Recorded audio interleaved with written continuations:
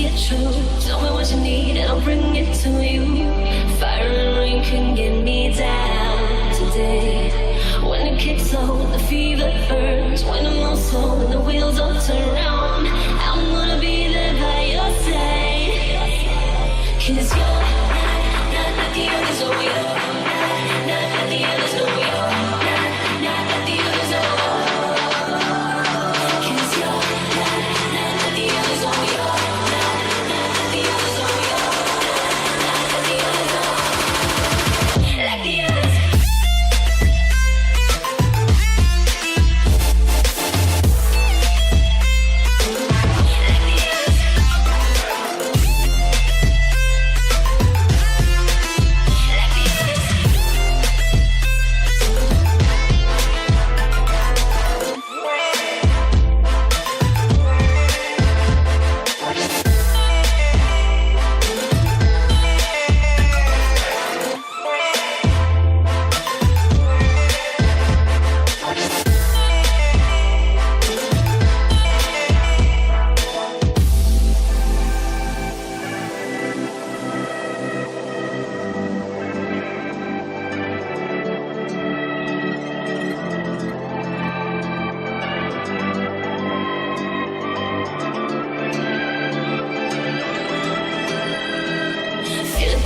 Feel it coming on. You can be the touch I've been running home to. When one by one pull me down today. When the time comes and you need a hand, I'll put you in the light till you're understanding. I'm gonna be there by your side. 'Cause you're not like the others, oh, you're not like the others, no, you're not like the others, oh. 'Cause you're not like the others, oh, you're not like the others, oh, you're not like the others, oh.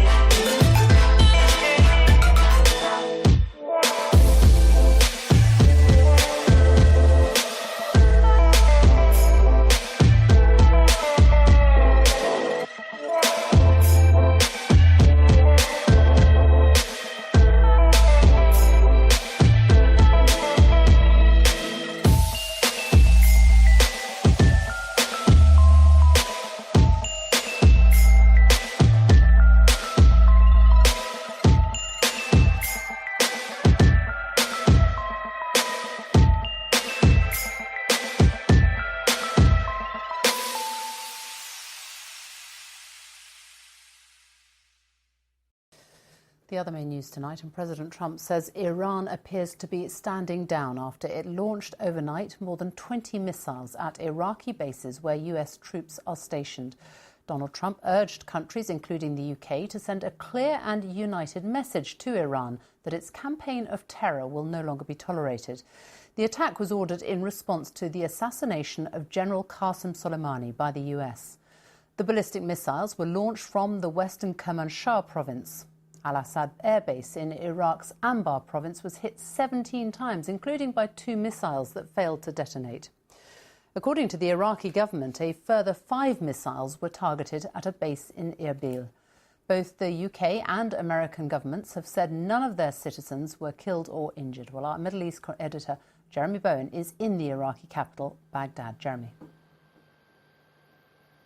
Yeah, thanks very much, Sophie. First of all, there have been some explosions in Baghdad in the last hour or so, not very far from here. Some rockets, 2 apparently, fired towards the American embassy, fortress-like structure, no casualties there. Far away in Washington, President Trump seems to believe that he has the Iranians in retreat. That could be wishful thinking. The first phase of their reaction to the assassination may well now be over, but you know, it's not the end of the story, and what's more, the fundamentals of the conflict remain very toxic and very dangerous. The Iranians kept their promise and may have bought some time. Iran had to calibrate its missile launches. Enough to satisfy angry Iranians, not enough to provoke a much more destructive American response. They seem to have guessed right. Iraqi soldiers shouted warnings to each other. They shared the huge Ain al-Assad base in western Iraq with the Americans. Afterwards, for the leaders, came a chance to save face, claim victory, and step back for the moment. No Americans were harmed in last night's attack by the Iranian regime. We suffered no casualties. All of our soldiers are safe. Iran appears to be standing down, which is a good thing for all parties concerned and a very good thing for the world. It looked different in Iran. A few in Tehran even got up early to celebrate revenge. Here's Zahra Jaspi, a university student. I have a great feeling, she said. I hope revenge continues, and I hope to see Trump fail. And later, the regime's faithful chanted death to America, as the supreme leader, Ayatollah Ali Khamenei, told them he hadn't finished yet. The issue of revenge is something else. What happened last night was just a slap in the face. For him, the assassination promotes unity in a divided country. And now Iran has more time for its speciality, unconventional warfare using proxies and allies. Here in Baghdad, the morning had nothing for Iraqis who want Iranians and Americans to leave them alone. The Badr organization, a political party based on a pro-Iranian militia, gathered to mourn the assassinations and condemn the U.S. refusal to pull their troops out of Iraq. They insist of their presence in Iraq. That means they forced everybody in Iraq to go for resistance, for military resistance against them. Do you think now that the Iranians have made this attack that it's the end of this chapter? They do more, and they increase, I think. This is only, I think it's a message, not more. A message to the Americans saying? A message that we are serious. This is a long-term conflict, the biggest danger at the moment in the most unstable part of the world. Without a political dialogue and some kind of deal, the slide towards war will continue. Jeremy Bowen, BBC News, Baghdad. In his address this afternoon, Donald Trump said the US would impose additional sanctions on Iran. Mr. Trump has been a fierce critic of the 2015 deal aimed at limiting Iran's nuclear ambitions, and he pulled the US out of it. Today, he urged Europe and the other signatories to the deal to follow his lead. Our North America correspondent Nick Bryant reports from Washington.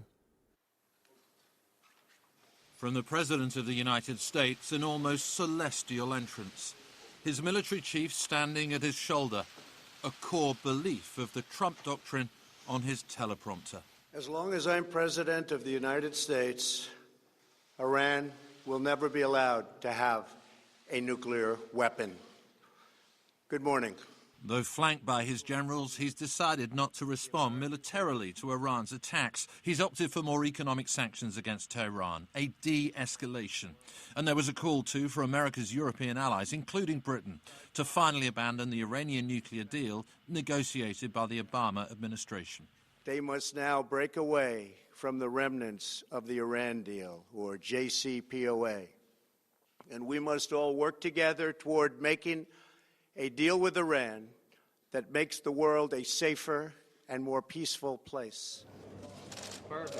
Christmas 2018. And a surprise visit from Donald Trump to the Al-Assad airbase in western Iraq, one of the targets for last night's Iranian attack. The Pentagon received what one official called multiple hours warning from satellites and communication intercepts. Plenty of time for troops to take shelter in bunkers. They're playing down reports of getting a tip-off from the Iraqi government and that Iran was deliberately trying to miss. In the Oval Office 24 hours ago, the president was threatening strong US military retaliation for any Iranian attack. If Iran does anything that they shouldn't be doing, they're going to be suffering the consequences, and very strongly. But in the White House Situation Room last night, facing perhaps his biggest test as Commander-in-Chief, he opted for circumspection. Amidst public indications from Iranian officials, they wanted to call it quits. For now, the Trump White House can present this as a foreign policy victory, dramatically weakening the Iranian regime by assassinating its second most powerful figure, without embroiling US forces in another protracted Middle East conflict. This was very much teleprompter Trump today rather than Twitter Trump. His remarks were very measured. He didn't gloat, he didn't mock Iran for what many people here regard as a fairly tokenistic response to the killing of General Soleimani. Question is, will that restraint continue if after this overt attack by Iran against America, it uses its proxy network and its militias to launch more covert attacks against America and its allies in the region and beyond? Nick Brandt, thank you. The Prime Minister spoke to President Trump about the Iranian crisis this afternoon. Boris Johnson warned Iran not to repeat the reckless and dangerous missile attacks on the air bases. He also said General Soleimani had the blood of British troops on his hands, but called for urgent de-escalation. This report from our political editor Laura Kuenssberg contains some flashing images. Why have you not spoken about Iran, Prime Minister? Not the first day back at work, but the first glimpse of the Prime Minister this year. The task to try and cool tempers between the Middle East and the man in the White House, thousands of miles away. The solemn situation a contrast with Boris Johnson's conquest of the Commons. We, of course, condemn the attack on Iraqi military bases hosting coalition forces. Iran should not repeat these reckless and dangerous attacks, but must instead pursue urgent de-escalation. But the Labour leader, still at the dispatch box with a new one months away, claims that America's original act, killing the Iranian general, was against international law. What evidence has the Prime Minister got to suggest that this attack on him and his death was not an illegal act by the United States? The strict issue of legality is not for the UK to determine, since it was not our operation. But I think that most reasonable people would accept that the United States has a right to protect its bases and its personnel. The Prime Minister attacked Mr Corbyn for not explicitly condemning Qasem Soleimani for his role in terror attacks. That man had the blood of British troops on his hands. Corbyn. Mr Speaker, if we stand by international law, as I'm sure the government does, surely killing somebody in a foreign territory is an illegal act. Ministers wanted to avoid any further conflict, but also there's a sense the government wanted to avoid getting tangled in the politics of all of this, with a deeply unpredictable friend in the White House and some uncertainty about how the Prime Minister wants to shape his relationships with the rest of the world. That depends in part on, you guessed it, Brexit, and the kind of long-term relationship the Prime Minister agrees for after we leave with his new visitor today, the EU's top official. Boris Johnson must define the UK's links with its neighbours, friends and hostile rivals abroad. Laura Kuenssberg, BBC News, Westminster. A Ukrainian passenger plane carrying 176 people, including 3 Britons, crashed shortly after takeoff in Iran this morning, just hours after the Iranian missile attacks. There were no survivors. The majority of passengers on the Boeing airliner were from Iran and Canada. Several airlines have now said they will avoid Iranian airspace. Here's our transport correspondent, Tom Burridge.